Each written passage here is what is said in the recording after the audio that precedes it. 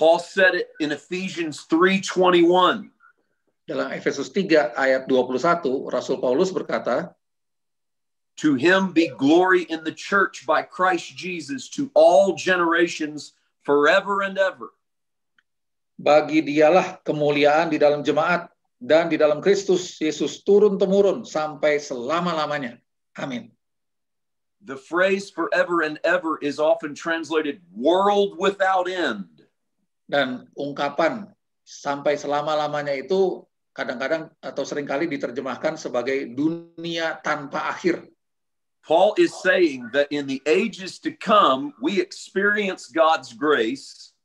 Dan Rasul Paulus sedang mengatakan di situ bahwa di zaman yang akan datang, manusia, maksudnya kita sekarang akan mengalami kasih karunia Tuhan Forever and ever, world. untuk selama-lama-lamanya, satu dunia yang tidak akan pernah berakhir. So you are not in the last days. They were in the last days. Jadi saudara dan saya tidak sedang berada di akhir, di hari-hari terakhir. Merekalah Paulus dan Petrus dan kawan-kawan itu yang berada di hari-hari terakhir. You are in a new day. Saudara dan saya berada di hari yang baru. And it's time to celebrate that we're in a new day. Dan inilah waktunya untuk merayakan bahwa kita berada di hari yang baru. It's time to stop fearing that we're in a last day. Ini waktunya untuk berhenti merasa ketakutan bahwa kita berada di hari-hari terakhir. And if we can settle this in our hearts, we can give life and hope to the next generation. Dan kalau kita bisa meneguhkan hati kita dengan kebenaran ini, maka kita bisa membagikan kehidupan dan pengharapan untuk generasi setelah kita. Now, I realize there is a lot to say, and there are a lot of scriptures we didn't get to. Saya tahu ada banyak hal yang bisa disampaikan tentang hal ini, dan ada banyak ayat-ayat yang tidak sempat kita bahas. I would encourage you to do this. Sit down with your Bible and look at Matthew chapter 24. Jadi saya menganjurkan saudara melakukan ini. Duduklah di hadapan Alkitab saudara dan bacalah Matius pasal 24. And realize that Jesus was asked some specific questions by his disciples. Dan sadarilah di Matius 24 itu, Yesus ditanyai beberapa pertanyaan yang sangat spesifik oleh murid-muridnya. He was asked, number one, when would the temple come down?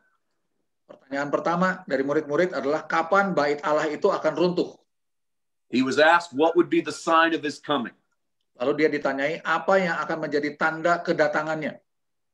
And he was asked how they would know they were at the end of the age. Dan dia juga ditanyai dari mana atau bagaimana mereka bisa tahu bahwa mereka sedang menghadapi akhir dari zaman mereka. And the 24th chapter of Matthew is Jesus answering specific questions to a specific audience.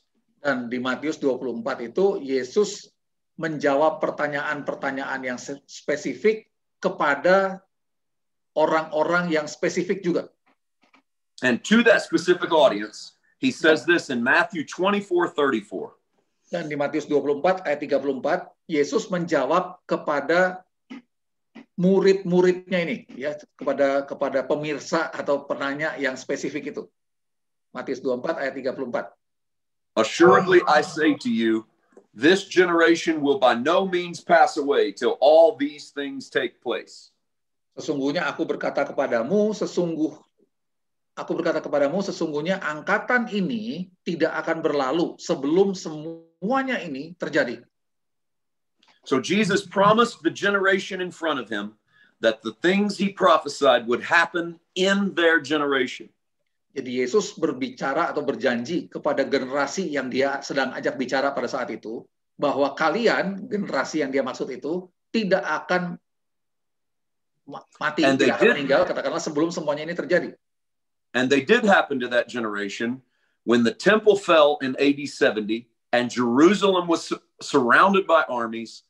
That was the days of vengeance and the fulfillment of prophecy. Dan nubuat ini sungguh terjadi di zaman mereka, di zaman murid-muridnya ini, yaitu pada tahun 70 Masehi, Yerusalem dikepung oleh tentara-tentara dan Yerusalem serta bait Allah dimusnahkan. Itulah penggenapan dari nubuatan tentang hari pembalasan Tuhan tadi. There's a lot more we can say. There's a lot to study, but that's where I feel the Father would have me to stop today, to sort of prepare your hearts for understanding the good news of the last days. Ada banyak yang bisa kita pelajari, ada banyak yang kita bisa sharingkan, tapi saya merasa itulah yang Tuhan taruhkan di hati saya untuk malam ini, untuk menyiapkan, meneguhkan hati kita semua tentang menghadapi kabar baik dari hari-hari terakhir. Let me say a prayer over you to seed this in your hearts today. Saya mau berdoa untuk saudara semua supaya benih ini tertanam di hati setiap kita. Heavenly Father, we thank you for your goodness. Bapa Surgawi, kami bersyukur buat kebaikan-Mu. I thank you for your grace and your favor. Terima kasih untuk kasih karunia dan kemurahan-Mu. Thank you that your word makes it clear.